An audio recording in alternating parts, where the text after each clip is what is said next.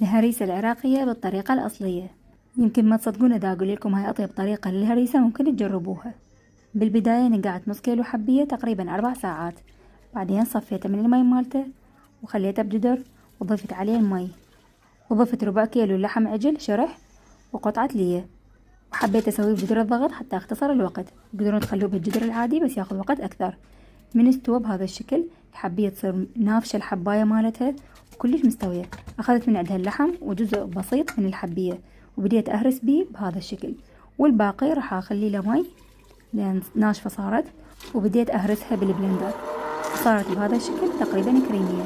هسه نضيف الحبية اللي هرسناها بالبلندر على الحبية اللي دقيناها ويا اللحم، وصارت بهذا الشكل. نخلطها زين إلى أن تمتزج المكونات، وآخر شي فرقعتها بالدهن وضفت لها الملح، وما شاء الله صارت بهذا القوام العالوجي واللحم مثل الخيوط. وآخر شي أكيد خليت على الوجه دارسين وشكر وصارت جاهزة.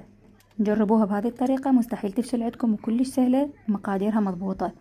وإذا عجبتكم الوصفة لا تنسون اللايك والمتابعة، وبالعافية.